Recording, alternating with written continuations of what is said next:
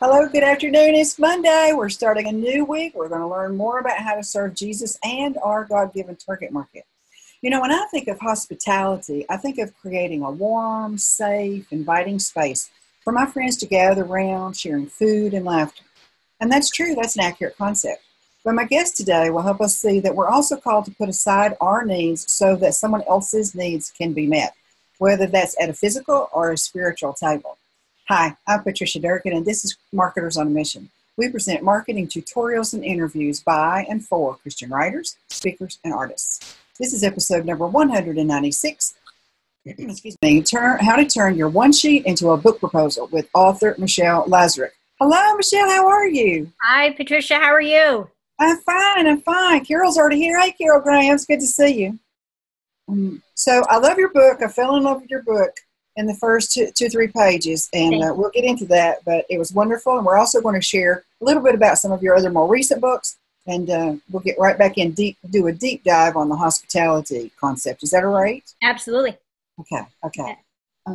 You're an author, a speaker, a pastor's wife. Your calling is to help overwhelmed Christians fulfill their calling. How do you do that exactly, Michelle?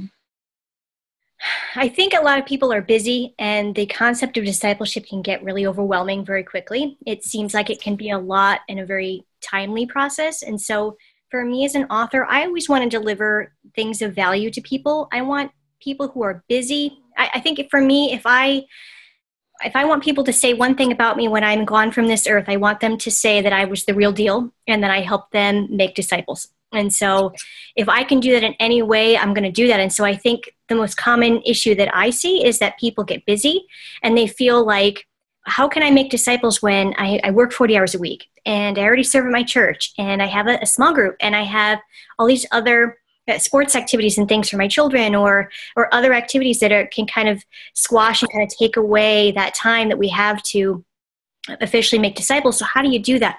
So I try to deliver content, whether I'm writing or speaking, in bite-sized chunks. But I also like to give the Bible a new spin. I always like to give a concept that I see in the Bible repeated, a different perspective, and a unique spin so that people are getting something new and fresh on an old idea, but they're also getting it in bite-sized chunks and something that is kind of divided in a way where they can actually do it, where it's not just, oh, this book is nice, let me put back on the shelf, but let me do this in a way where I can apply this the other 364 days after I've read this book, and my life has changed because of it. So that's what I feel as an author. That's what I kind of bring to the table. I always bring material that I'm personally vested in. I feel like God's always given me the ability and the calling to write and speak on ideas that have affected me personally, whether they're part of my personal story or something that I know I've struggled with, so that I am personally invested in the topic. So I'm not just writing, just to get more book sales or to get my name out there, but it's actually something that I'm wrestling with. And so I know it's a need and I know that it's an issue for Christians. I normally write to a Christian audience mostly, but I want to make sure that I'm someone who people can relate to, and people know that she knows this because she has been through it. And so she has some advice and some tips for me so that I can overcome this issue too. Good. I particularly appreciate practical applications, not just theory or concepts, which we have to have those too. Yes. But then it has to be fleshed out in the real world, and it looks like this, and it smells and tastes like this. Yes. This is how you would accomplish that goal, and fill in the blank with all the various things. Can you move just a little bit so that you're in front of the light? So I'm in front of it, okay? Yeah. Then you've got the beautiful angelic halo. Hey, there you go. See, you're the angels singing already? It's Christmas time, see? Oh my goodness, that's what we were looking for, was the angelic halo. Well, if you were asking for that, you should have just said so. Just turn it on. Now, you also serve pastor's wife, and you're one yourself, especially those who've been in the trenches for a long time. Pastors' wives are really unsung heroes, aren't they? Absolutely. And I liken them a lot to missionaries because we do sacrifice more than people realize. We often sacrifice our time. I know my kids have sacrificed a lot. They don't get to do what every other kid gets to do. They don't get to skip out on church. They don't get to do a lot of things that someone who's just sitting in the pew can do. We have to be on the front line, and our lives are open for everyone to see. Every aspect of it is for scrutiny. And so I do try to minister to pastors' wives because I know how hard it is, and I know how easy it can be to kind of get stuck in the trenches and kind of go through the motions of the faith. And you get tired and overwhelmed really easily, and there's can oftentimes be little reward that you see here on earth for what we do. And so I try to minister to them because I know I've been there. I've been pastor's wife for almost 20 years, so I know what that's like, and I know how hard it can be. It's also extremely rewarding, and I wouldn't change a thing about it. But at the same time, it can be challenging, and there are definitely unique challenges to being a pastor's wife than there is to any other position in the church or position in general. So so I try to minister to them because I know how hard it is. We have been privileged to be best friends with, the Lord has moved us from city to city to city. And each one, he has gifted us with the friendship of someone in the ministry, usually the pastor and his wife. There's no machinations behind that. That's just a God-orchestrated relationship, and it lasts until he moves us to another city. But I've noticed a pattern, and other people are aware of it too, that the pastor's wife is called with all kinds of responsibilities and duties, and yet she's not the designated leader of the church, so she has little voice. And often her gifts, her calling, her skills, her sacrifices are unrecognized. Yep, agreed. So if you have, this is an impromptu invitation to you viewers, send your pastor's wife, particularly, a gift, a card, a gift certificate. Take her out to lunch, give her a cup of coffee, do something special. I just invite you to do that, to do something special, to recognize your pastor's wife and validate her gifting and her calling and her sacrifice. She will be encouraged, and in the encouragement, you will be blessed as well. Which I hadn't thought about that ahead of time, and yet it falls right in line with what we're talking about today. Absolutely. I was just thinking, just as you were talking, I'm thinking, wow, no better time than around the Christmas season would be a better opportunity for us to be able to bless, the unsung hero in the sense of the church, which is the pastor's wife. And you don't realize how little that a gift like that or a card, if your budget's tight and you can't afford something, that's okay. Just do a little card. Say how much I appreciate you, or how much we appreciate having your presence here. I'd gotten a thank you card from we just moved churches, and we moved in August to our new church position. And we loved the church that we were a part of, but we just felt like God was moving us on. And my husband's giftings were being suited for another church at this time. And so we kind of moved in August. And I just got a thank you card from a woman that I didn't even realize I had that much of an impact on. But she said, 10 things I miss about you. And she just thought, the way you check up on me, your smile on Sunday morning.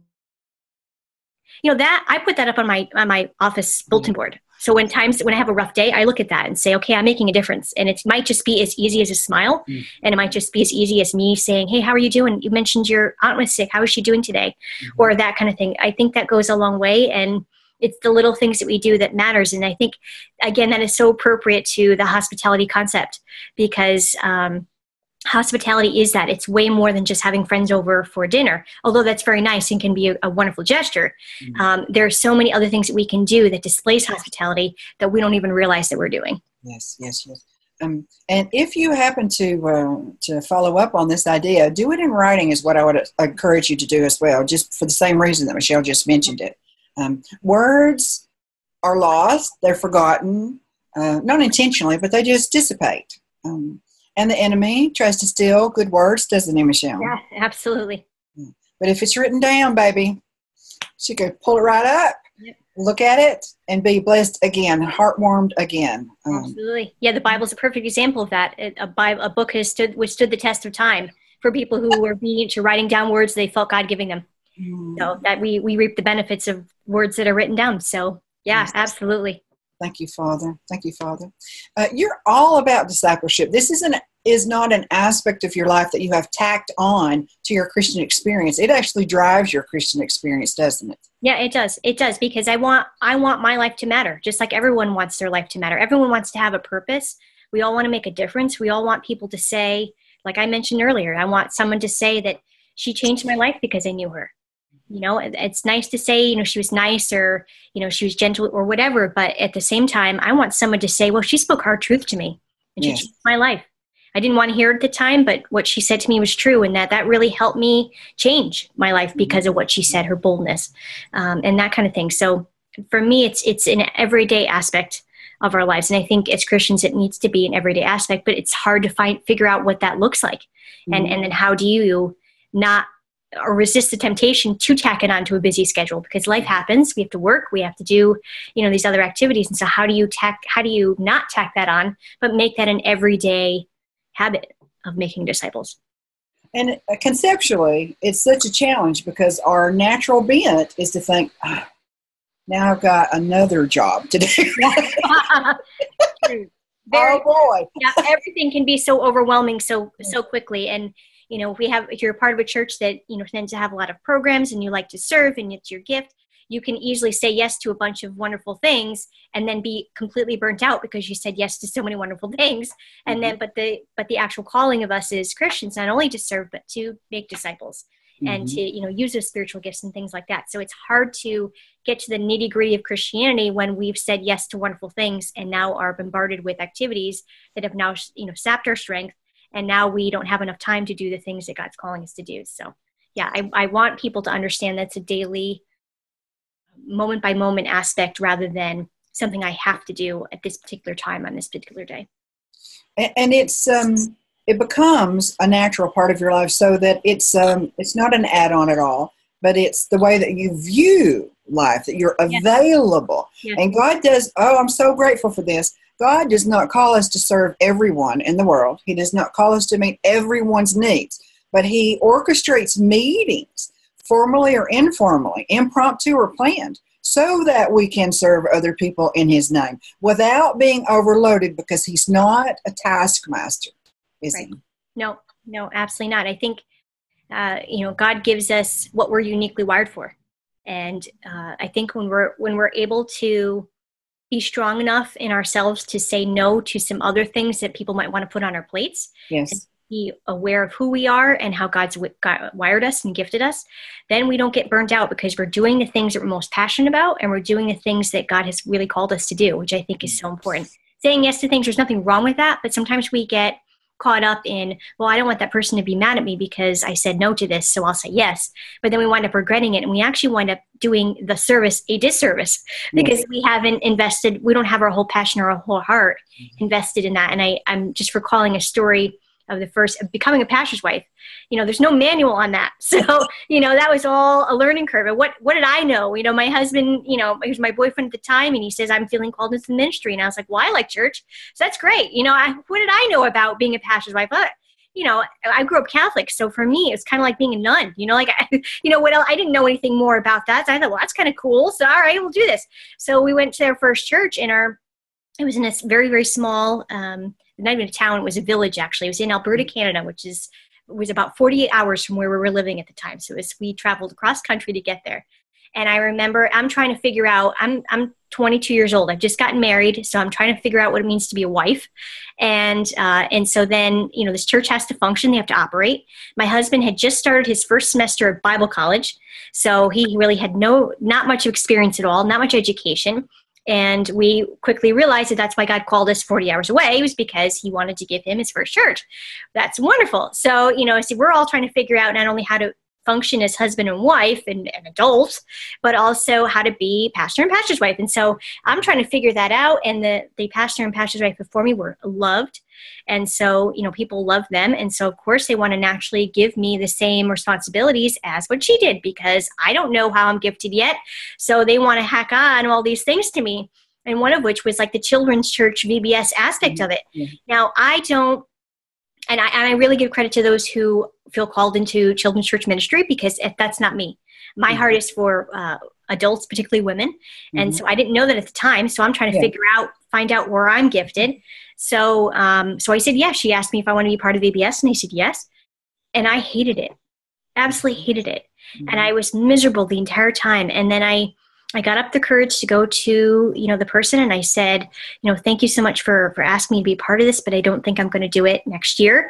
And she kind of said, well, you didn't look like you enjoyed it anyway, so we'll have someone else do it for next year. And so I was like, you know what? But that was so telling, because not only I didn't know what I was portraying, So I don't know how I look to other people. So people see me one way and I see people the other. And so I'm miserable, but I don't realize that people see me as miserable. And so that was a hard lesson for me, but a good one, because I learned quickly that it's not my job to fill someone else's shoes. It's my job to be Michelle Lazurek and nobody else. Mm-hmm. And that's it. And I think it's an important lesson, not only for us as pastors' wives, but also as Christians too, is that we need to figure out what section of the church, not necessarily what is the need, because can be plenty of needs in a church, but what am I uniquely gifted for? What am I most passionate for? And how can I best use my gifts to serve within that, whether there's a need or not? Because oftentimes there may be needs within a ministry, and maybe God's calling us to let go of that ministry for a time. Yes. And so sometimes we'll step into a ministry and keep it going because we don't want to see it die. Mm-hmm. But the reality is that God's doing something there and he wants it to die. So we have to be strong enough as Christians in general, but also as pastor's wife, to say no. Because sometimes God is doing something that we don't even realize he's doing. And when we step ahead of that, sometimes we step in the way of what God's doing. And we certainly don't want that. Yes, so yes. And also, if we are doing something beyond the scope of what he's asked, or for longer than what he has asked, or if he hasn't even asked, we're also keeping other people who are gifted, who are hungry to serve. We're keeping them from stepping into their giftedness and serving him and his people. Yep. So there are a lot of people that would hang on to the dead horse and drag it around. Yeah. When they see that they might be cheating someone else out of an opportunity, then that's enough logic for them to trigger that and let that go. That was the key that unlocked their freedom to say no, and they didn't feel guilty of it. Sure. So Carol's here. Tracy Bradford. Hello, girl. How are you doing? It's good to see you. Janelle's here. Janelle says, I always feel guilty when I say no to children's ministry. Don't feel guilty. Jesus did not come to give us guilt. Thank you, Father. Absolutely. Michelle Bingston's here. So she says, great topic. So glad that everybody's here. It's wonderful to see you, as always. Now, your very first venture into discipleship occurred when you were 20 and your family decided you needed to live somewhere else because of your faith. Can you tell us about that? Yeah, absolutely. Yeah, I had a crash course in Christianity pretty much from the get-go. And I laugh about it now, but at the time it was just an extremely traumatic time in my life. Mm-hmm. I became a Christian when I was 18. I was raised Catholic. And I loved going to church. I went to church with my grandmother every week, and I loved it. So I never had any sort of aversion to church or to God or anything. There was no backsliding for me. I always was moving forward towards God. Mm-hmm. Around my junior year, I went to Catholic school and started having some questions about the faith, what I believed, why we did things we did. Like, why do I have to pay a quarter to pray for my grandfather's health? Or why do I have to talk to a priest and have him absolve my sins when he's a human and probably has just as much sin as I do? Little questions like that. And I'm wrestling with these things in my heart. And I remember it was right around Easter time, and it was one of our religion teachers. This is my junior year, and she was teaching us about Lent and the foundation for Lent. Now, I was always taught throughout my years growing up that Lent signified the 40 days that Jesus sacrificed before his ultimate sacrifice, and that he gave up eating things like that for 40 days. And so that was the reason why we abstain from meat, because for Catholics on Fridays normally abstain from meat. That's what I was always told. And that when we do that, we're understanding what Christ's sacrifice was for us. It's a great explanation. This is what I thought all my life. So junior year, this Catholic teacher, she was a nun, and she said, no, that's not why we celebrate Lent. And I remember thinking, why, what are you going to tell me? And she said that long ago there was a disease that had wiped out all the cattle. And so in order to make the cattle clean, they abstained from meat for 40 days. And I remember that was kind of eye-opening to me. I thought, what else don't I know about my faith that I'd always took for granted? And so I started asking these questions. And of course, as I'm kind of knocking on the doors from God, God's answering them. So he's putting people in my path that were Christians, born-again Christians. And one of which was a mutual friend of my now husband. he had become a Christian. His family was not very religious, but he knew his Bible inside and out. And I remember thinking, now I had grown up Catholic. I had a Catholic Bible. I went to Catholic school all my life. And I didn't know anything about the Bible because in Catholicism, you're taught you're not allowed to read the Bible. Only the priests are allowed to translate the biblical, the scriptures, the meanings of it for you. And so I never had touched it. And it was in a language I couldn't quite understand either. It was King James, and I did not understand that. So I remember as we would talk, we would have these debates. He and I would have these debates over anything, praying to Mary or something. And he just knew his scripture inside and out. And I remember thinking, I want that. I want to know scripture, but I couldn't let him know because I wasn't going to let my pride, I wasn't going to let my pride down. So, pretending like I just knew all this stuff.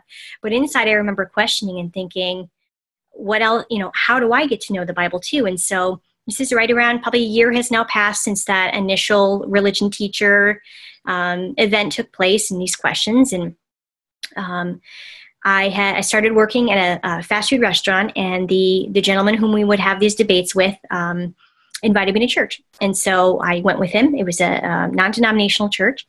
I was not used to it. The pastor spoke for 45 minutes when I was used to going to mass for 45 minutes. So, and he was, passionate. He'd, bang on the table, or he'd, slap his Bible or something. Yeah. And, I just thought that was crazy, but I kept going because I saw the community of people were really close and that they loved the pastor and the pastor loved them. And I just saw something different. I liked the music and all the different facets of it. So I kept going back. And so there was a woman in the church who had been raised Catholic, understood that I had questions, and invited me to come over her house for a Bible study. So she and I would talk and go through the word together, and we came across John 3:16. And what I loved about her was that she didn't force me. She didn't run anything down my throat. Nothing was forced. Mm-hmm. She said to me, because we obviously the verse is about. John 3:3 was the verse. It was talking about no one. You have to be born from above or born again to receive the kingdom of heaven. And at this time, this is 96. So this is like crazy Waco, Texas time.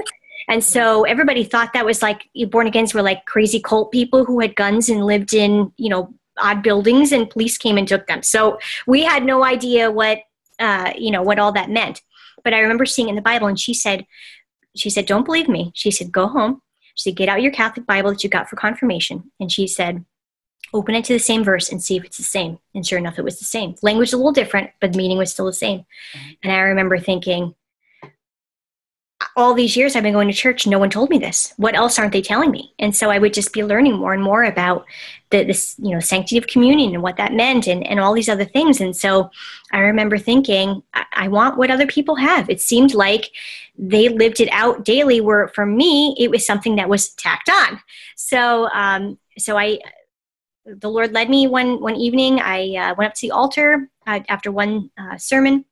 The same woman who had been a part of a Bible study, she had put her arm around me. We prayed together, and she said to me at the end, she told me everyone was praying for me, so that was a neat experience to hear that.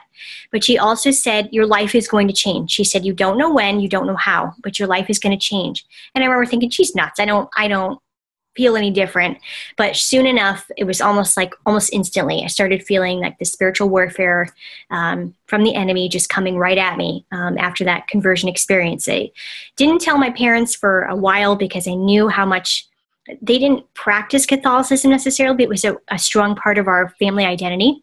Mm-hmm. And so I knew that they were going to not be happy. And so I waited until, this was May of 96 when I actually gave my life to Christ. Didn't tell them until February of 97. So by this point now I'm dating my boyfriend, who is now my husband. And so I told my parents, they were furious. They thought my husband had something to do with it. They had brainwashed me, that this wasn't my decision, it was his decision. And so we went on about this for about 2 years. Just constantly, they wanted me to come back to the faith. I was like, I feel called to this. This is what I feel called to do. And so this kind of culminated about 2.5 years later. There was a time when I just had to stop speaking, particularly to my mom, because she was just, every time we would talk, every email I would get, every phone call was just nothing but just riddled with just nasty comments. I would say something I would regret. She would say something she would regret. And it just became this volatile relationship that I just couldn't have anymore. So I just said, look, I said, I'm not a kid anymore. I said, if we can talk like adults, then we can do that. Otherwise, we just can't talk at all for now. So we waited. About 6 weeks had lapsed, and we hadn't spoken. This is now Thanksgiving, around 97, 98 now by this point. And it's time for everyone to leave the college dorms. I'm in college by this point now. And it's time to go for Thanksgiving break. And I haven't heard from my parents. I don't know if I can go home or what. So my boyfriend said he can come have dinner with me and come share with me. So I did that. And I worked at a optometrist's office. And that following Saturday after Thanksgiving, my parents obviously knew that, came to the office about 2 minutes before I was supposed to get off for work. My boyfriend's going to come pick me up, and we're going to go back to his house. And they came to me and they said, we want to talk to you. Can you step outside? Now, this is like a strip plaza where there's chain stores in a row. So I came out, and they basically said, you have 2 weeks, get your stuff out of the house. We don't want you in the house anymore. And they basically kind of believed that I kind of abandoned them for this newfound family that I had in my boyfriend's family and all that. And because I wouldn't kind of go back to the Catholic faith, they basically said, you're done. We don't, we're not going to pay for school. We're not paying for your insurance. Don't expect anything in a will when you die, nothing. So they took me home. And when I got home, my dad lifted up the garage door, and there were all these black trash bags all lined up, and they were all of my stuff from my bedroom. And they said, the rest of your stuff's up in your room. You can keep packing. And so I went upstairs, and I'm throwing my stuff in there, and I'm crying, of course. My parents are, hollering at me, that kind of thing. And so my dad threw all the stuff in. He had a red pickup truck, and he threw them all in the back of the truck, and he drove me to my now husband's home and said, this is obviously your new family now, and you obviously have given up on us, and so you can go be with them. So he threw all the trash bags on the floor, and he drove away. And I was standing out there in the driveway, just devastated.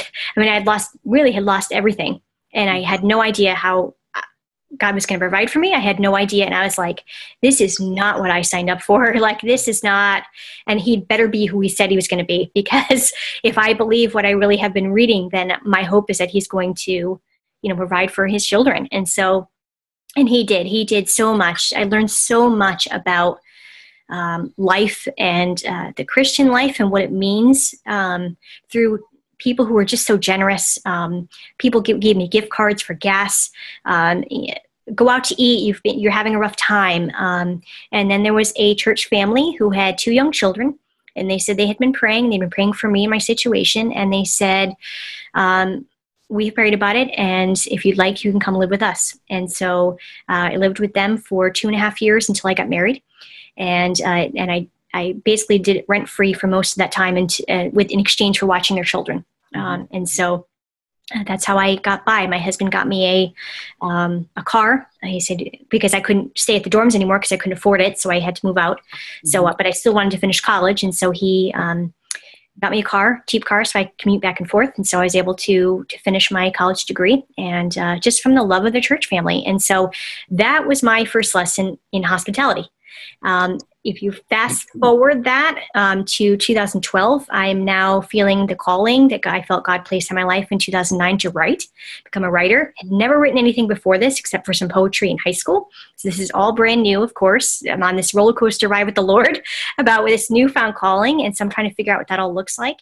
I had gone to a conference called She Speaks. It's led by Lisa Turkhurst in North Carolina, and you could meet with publishers one-on-one for 15 minutes. So I had a pitch. I had a book in my mind that I wanted to pitch, and so I did. And they said, well, we're not quite interested, but we do like the audience that you want to speak to. At the time, I wanted to speak to millennials. They said, why don't you brainstorm some topics and send them over to me via email, and I will pick a topic or two that I'd like to see you write on, and we can continue this conversation. So I brainstormed, and for whatever reason, I don't know why, but I wrote hospitality down. So when she got back to me, she said, we could use a book on hospitality. Why don't you send me a proposal in 3 chapters and we'll go from there. And I'm thinking, I'm such a lame brain. Why did I do that? Why did I sign up for hospitality? I don't know anything about hospitality. I don't have a house. I don't have people over often. What do I know? And I just remember the Lord saying to me, who better to understand what true hospitality is than you? Because you learned so much from that church family during those 2 years. And so the book that I've written, An Invitation to the Table, is about my leaving home, being kind of ostracized from them, but it's more about what I learned about hospitality from the church in general, and how we can display hospitality, and how it's not about necessarily having people over at your home, which is, there's a great value in that, don't get me wrong, but oftentimes we think that's all that it is. Mm-hmm. It's not. There are often ways where we can give of ourselves to display hospitality. Hospitality is a spiritual gift, and that we can use that gift to give to others. And it's also about kind of messing up our lives for the sake of the gospel. And if you look in scriptural passages, a lot of it is people giving up, kind of sacrificing themselves, whether they were inviting disciples into their home or giving them a place to stay when they didn't have any place to go. All of that is an aspect of hospitality, and as scary as that can seem, it's not as daunting as people may think, because it can be on a much simpler scale than what I'm talking about. But it really changed my perspective as I looked through the scriptures and saw just how hospitality was played out, and how it wasn't just about having fun with my friends, but it was about sacrificing myself for the sake of the gospel.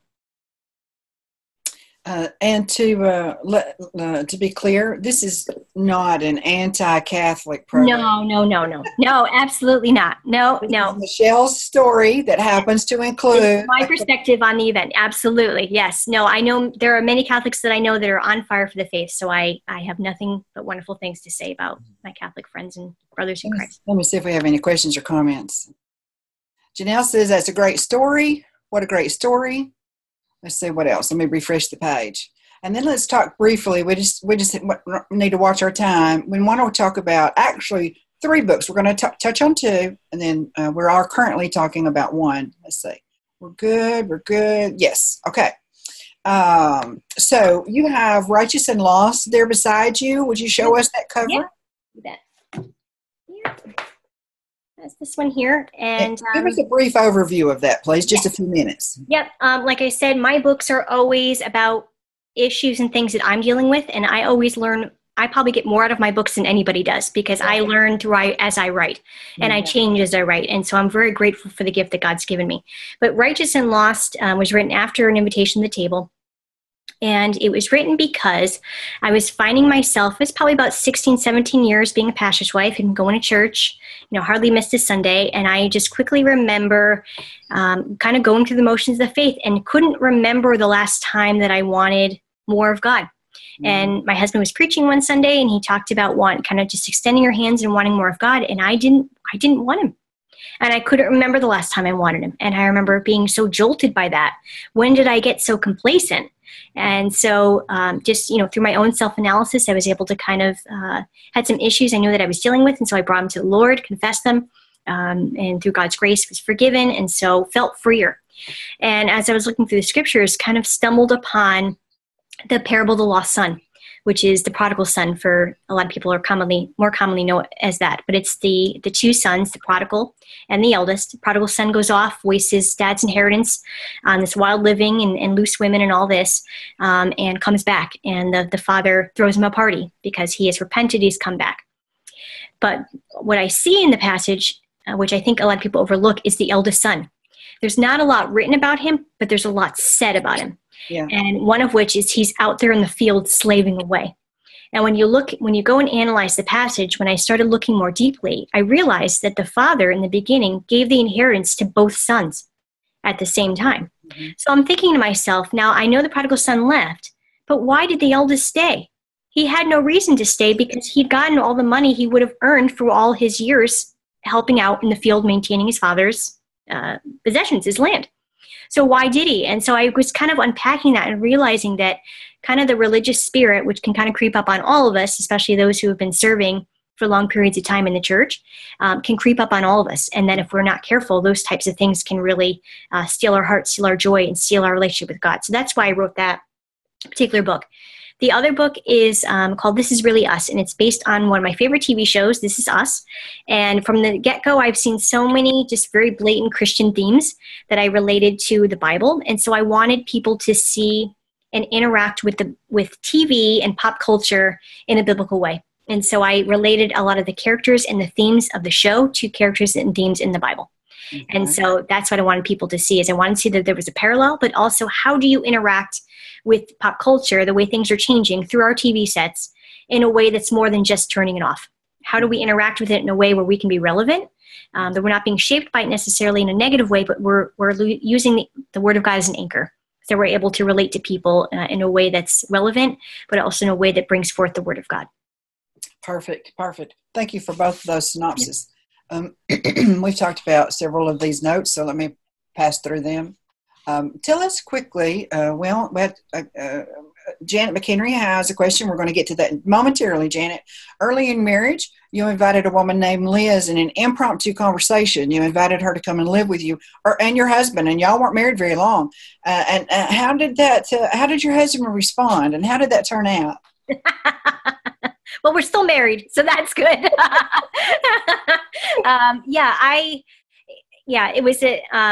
It was a really neat way for me to be able to pay forward what I had received from that church family long ago. And we had probably been married, this is 2007, 2008. So probably about 7, 8 years by that point now. And there was a woman who had been coming to the church, really struggling, was addicted to drugs, was struggling with her own sexual identity, and was just really struggling, came from a bad family relationship. And we knew this. And one evening, it was winter, it was snowing out, and we received this phone call. She said, "I don't have any place to live. Can I?" That was it. She said, "I don't have anywhere to go. I've been kicked out." And so how could I, knowing what I've been through, say no to allowing someone to stay when someone had given me that same gift? So I, without even thinking about it, had said, "You can come live with us." And I remember, I should have told my husband, because, he's there. Now I have 2 kids, and the kids were small at the time, 2 and 3 at that point. I was taking a big risk for allowing somebody to come in and live. And I don't say that as a pat on the back, but I just say hospitality can be risky at times, and it can be messy, but I think the reward can be really great. And so he came home. I was at home when I received the phone call. He'd come home later on, and I said, "I have something to tell you." And so and then proceeded to tell him, and he was like, "What? Why? What?" And I just said, "Joe," I said, how can I say no when I've been through this?" I said, "I've always wanted to pay forward the same gift that I received, so how could I not?" And I remember just saying, "You have like the patience of a saint, like because you're letting this person stay." She stayed for about a month. It was hard. I'm not going to lie, it was hard. She was over 18, so she was used to having her own way of living, and wasn't as tidy as we would have liked, and ate the food and all that kind of thing. And so it was a strain on us financially, and it was a strain on us, and it was a risk. I was nervous about what was going to happen to my kids in the middle of the night. I mean, there's lots of things, but I'm glad that I was able to do that, because I know that obviously God would have wanted me to, but at the same time, when we receive hospitality, it's our duty to give it back to. And so I wanted to do that for her. She stayed for about a month and then went to live with an uncle in Maine. So we tried our best to instill some rules for her. She wasn't all that forthcoming with it, so she didn't wind up leaving, but I'm glad that I had that experience. You also say in your book that hospitality can help remove our guests' shame. Can you give us a brief explanation of that? Yeah. I love that thought, by the way. Yeah. Hospitality, and I think this is the reason why Jesus did it so readily, is because he wanted to be on the same plane with us. It wasn't that he was so up here and we were so down here. He wanted to be on our same plane, and that's he wanted to level the playing field in a sense that he'd emptied himself already, so he was like one of us in a sense. He was God, but he also was like one of us. And so for us, there's a story in the Old Testament, and I don't have it in front of me, so I can't remember right now, but there was someone who was invited to the table who I believe had a physical impairment. And so at that point, he would have been considered an outcast in society. And so his invitation to the table there kind of removed his shame in a sense that no longer was he looked upon as someone who was less than, but he was looked at as someone who was an equal to everyone at the table. And I think that's why Jesus spent so much time eating and drinking with sinners, is because he wanted them to see that although he had no sin, it wasn't that he was equal to them in his sin. He was equal to them in the sense that he was a loving father who wanted, he wanted to point them to a loving father, and he wanted to, sacrifice himself so that we all could have the same opportunity for salvation and through his death. So. And if he can accept other people, we can accept other people in his name. Absolutely. Yep. Mm. And I So think now, that really does that. will you show us I don't have the hard copy book. Will you show us the hard copy book for the Meet Me at the Table? Yeah. That's not the right title. Yep. Invitation to the Table. Yep. Mm-hmm. Thank you. Invitation to the Yep. Table. You bet. All right. And this is a compilation of concepts and then told out in stories. And then at the end of every chapter, you've got questions and let's see, where are we? I might have moved that book. I might have moved that note. We've got questions at the end of the chapter and each chapter, and also group studies questions that if somebody's using it for a small group, they can go in that direction. But there was another aspect to the group that remind me what that was, please. Yeah, there's 2 sections at the end of each chapter. One is, they call them food for thought questions, and it's for people to dive in more intimately with the material. So if you're in a small group, it gives you that kind of jumping off point if you haven't thought of questions on your own, to kind of dive into the material more deeply. But then there's also the group application section, and I love that part because it gives you the practical way that you can live out a hospitality after the group session, after the small group session. So it's a way to help make the material stick in a sense, and you can actually help make a difference, in others' lives and in the community's lives. A quick example. One of the chapters, since the book is based on the Luke chapter 9, verses 1-6, it's about Jesus sending out his disciples.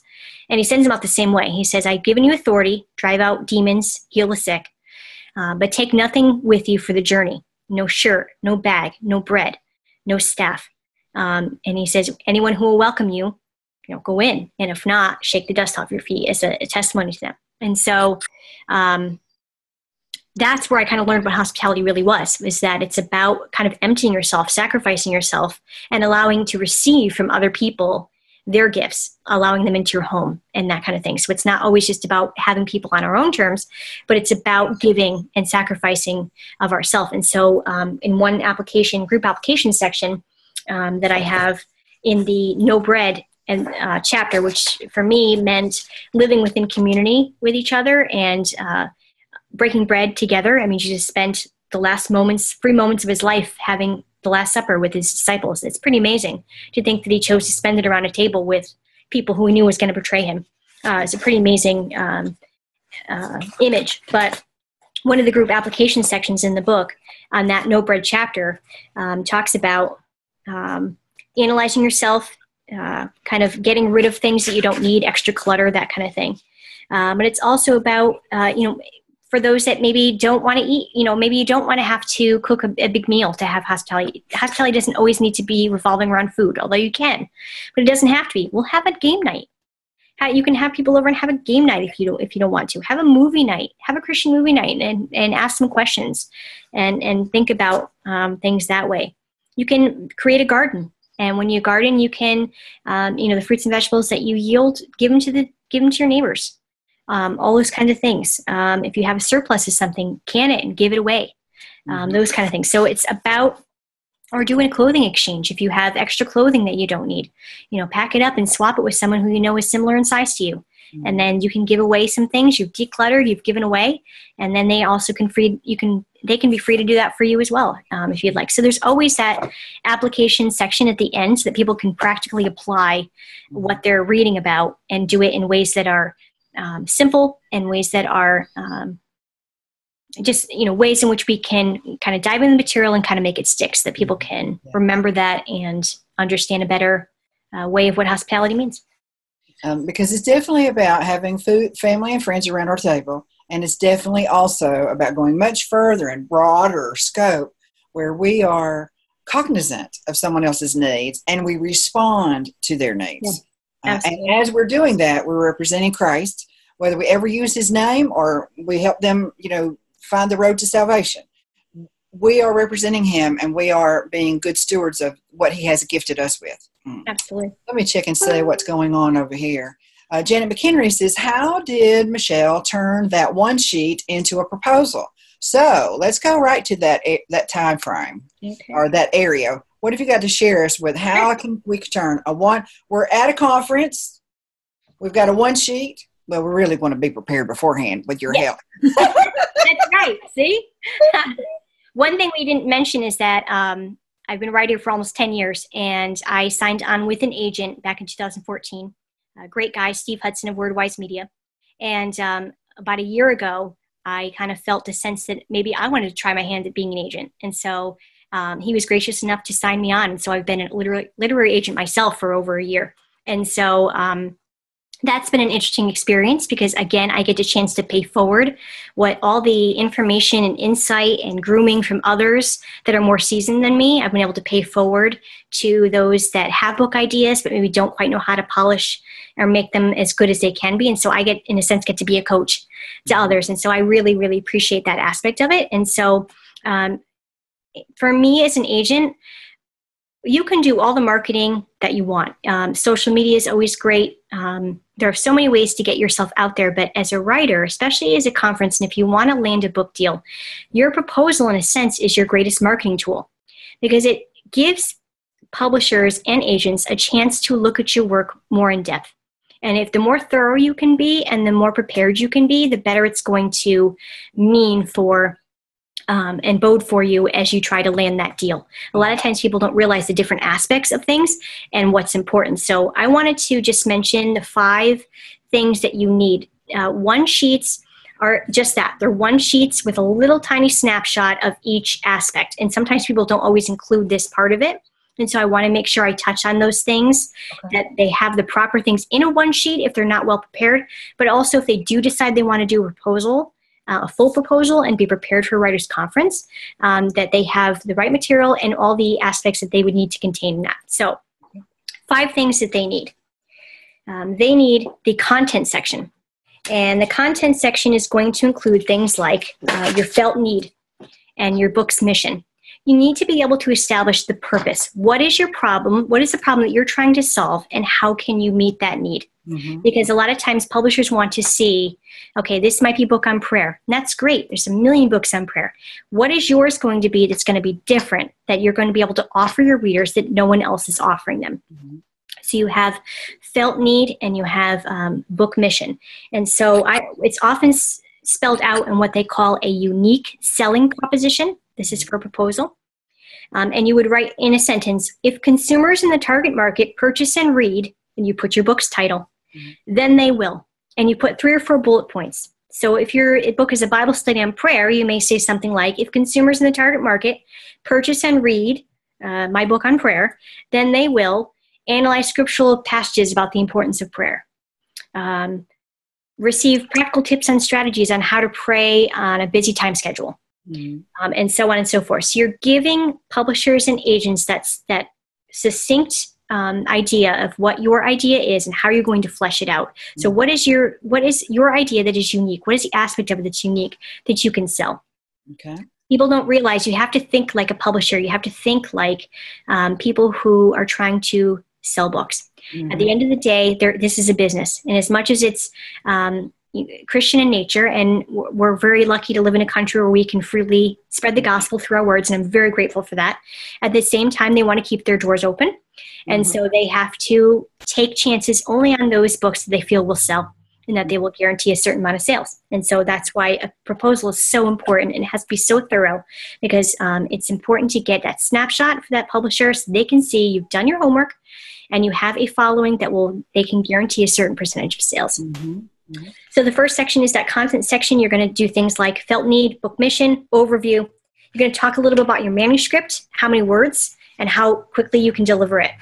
Just a second. There we go. You got frozen there for a minute. But sorry.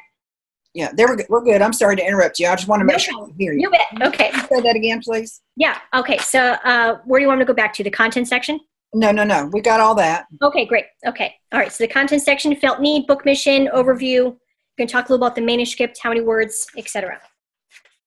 Then the next section, you're going to talk about your market, which is not the marketing plan, but it's the market, and it's who your audience is for your book. You're going to include your audience, and you want to be as specific as possible. So it's not for everyone. That is a huge mistake to say your book is for everyone. Your book is not for everyone. It's for overwhelmed Christians ages 25 to 45 who want to learn how to incorporate prayer in their busy lives. Mm-hmm. It's more narrow that you can get, the better, because then at least it shows them who is going to buy your book and who will be interested in your book. Mm-hmm. Mm-hmm. Included in that market section, or who the book is for, you're going to include things like your audience, of course, but your motivations. Who is motivated to read your book? You want to go into a little more depth about why prayer might be important to someone like that, or someone in their age range. You also want to include things like an affinity group.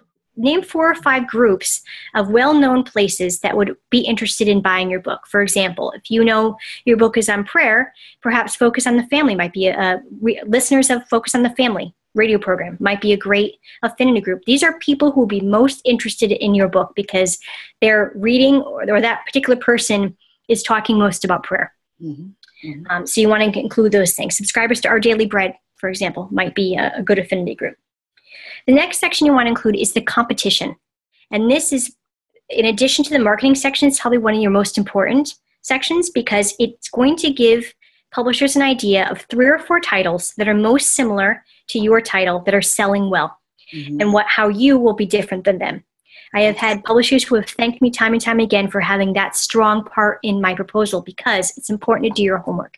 And you don't have to do much besides going on Amazon to finding information about these other titles, but you basically just need the title and the author, the date and place of publication. You want to give a small paragraph about what the book is about. Mm-hmm. And then you want to make sure you give a paragraph conversely of how your book differs. Mm-hmm. And you want to list them from most similar to most dissimilar.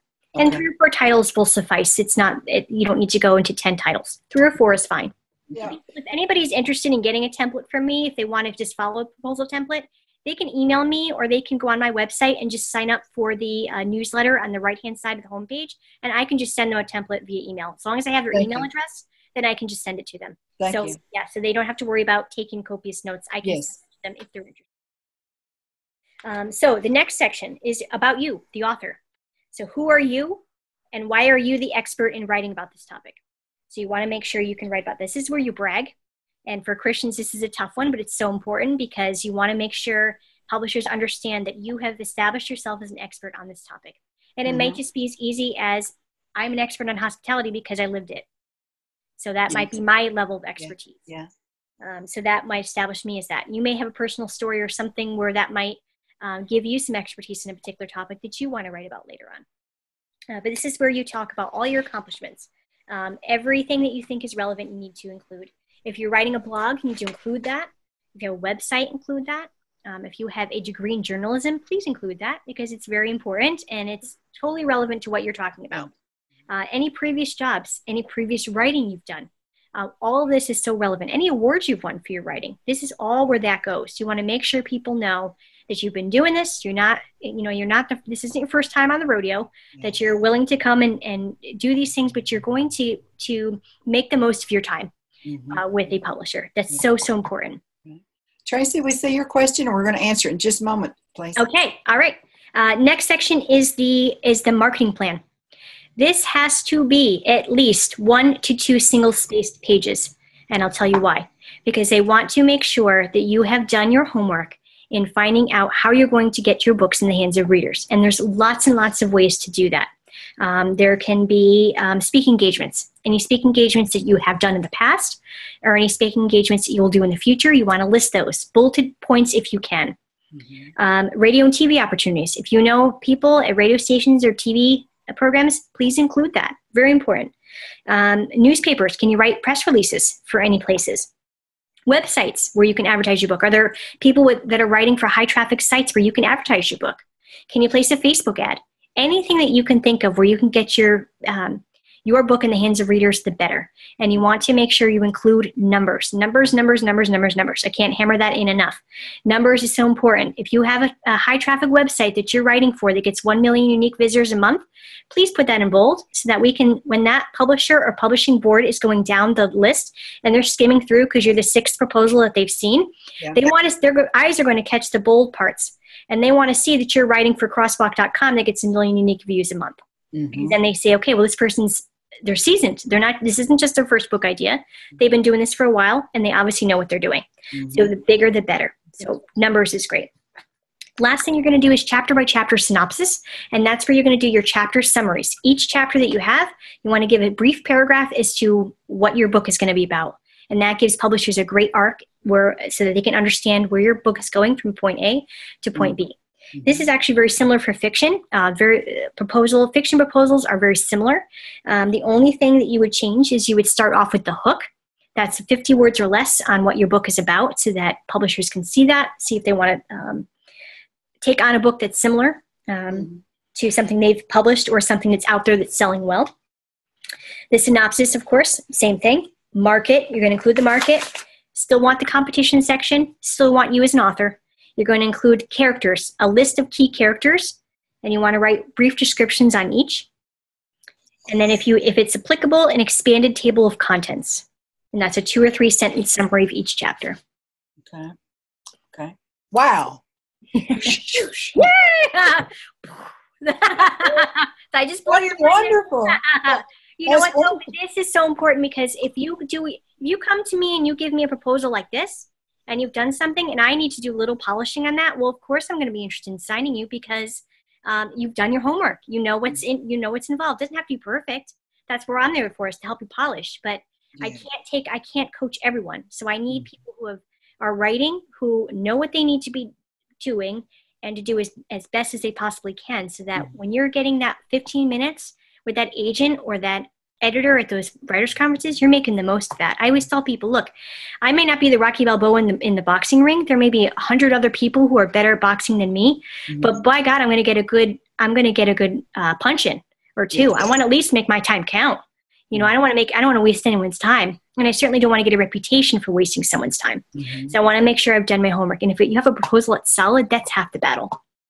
It answers all the pertinent questions, doesn't it? Yeah, absolutely. Yeah, because you should leave no questions on the table about what your book is about. Absolutely. And oh my goodness, I'm fired up now. It's almost time to close, but let me see what Tracy's got to say. Tracy says that as a fiction writer, I've learned there are some differences in proposal guidelines between fiction and nonfiction. Your information is more specific to nonfiction, correct? And I think you just answered that. I did. Yep. I did give you what was for nonfiction, but like I said, the only differences in a fiction is going to be the expanded table of contents, the characters, and the hook. The rest is the same. And they will be all 3 of those elements. Would they be after the chapter by chapter? Let me see. I have it listed here in my notes as the hook comes first, then the synopsis, and that's 1 to 2 pages. You don't necessarily have to break it down into chapters. That's the whole book. Okay. The market, the competition, you as an author, and then add the characters and the expanded table of contents. There we go. That's good. If you have them in a slightly different order, that's okay. But as long as all those elements are there, you're good to go. Okay. And let me confirm, if it's for a nonfiction, you start out with a content section. Yep. Then you go to the market, the target market, then competition, then the author section. Yep. The marketing plan, and lastly, is that where we go chapter by chapter? Yes. Yep. Okay. You got it. And for your marketing section, if you have endorsers, you want to add that to that. And in the field that you think might be relevant and can write about and can read and endorse your book and be an influencer, all better.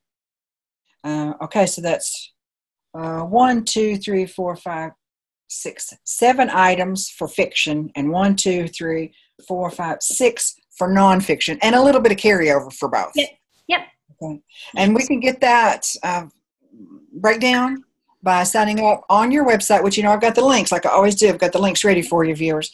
We'll go to your homepage, look for your opt-in for your newsletter, and we'll get that automatically, or do we need to ask for it? Yeah, you just have to put in your email. So if you go on the homepage to the right-hand side, it will say, sign up to get my free newsletter. Just put your email in there. It will come to me, and then I can just send you the template. Okay. Perfect. They can also email me, too, from Michelle Lazurek at Yahoo, but if they want to go on the website, they can do that, too. Okay. Wow. That was great.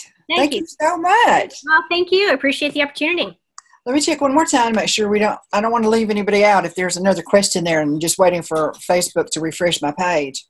And we will close out after we discover if there are any further questions. And of course, you can always ask them afterwards. Michelle and I will keep an eye on this. And Tracy has another question. This is a little bit long, so let me open this up. I've recently read some posts from writers asking whether they can or should include information about their Wattpad account on their proposal. So before I answer the rest of the question, are you familiar with Wattpad? I am not. Okay. Okay. So I don't mind to answer the rest of the I don't mind to read the rest of the question, but if you're not familiar with Wattpad, and I'm not either, then we can't Then really I would say no. It's not important. That's what I would say. Oh, okay. There you Thank go. you so much for telling us your story, telling us about your books, Oh, you bet. the fantastic marketing elements that you just shared with us. Top notch. Top Thank notch. you. That's I going to appreciate help that. people. Thanks That's so going to much. help a lot of people. Great. Conferences are coming up. They're going to be here in no time, viewers. No time. Save your money now. Start putting away your money, Christmas money. Yes. Yep. And They these can be things take expensive, but they're so valuable. I always tell people, if I could tell one person anything about a conference, if you go and you meet someone, whether it's an editor, an agent, and even just somebody you meet, say at your table when you're eating lunch, if they have a business card, ask for it. When you get that business card, keep it. Keep it in a safe place, because if you have met with someone, let's say you've met with an editor, Baker Publishing, and I have a book on prayer and they've rejected it. 2 years later, you may come up with another topic that you think might be of interest. Keep that card and email that person and say, I met you at such and such conference on such and such year. Mm-hmm. I have another proposal on a topic. Would you be interested in looking at it? I have done that in the past, and every editor has said yes.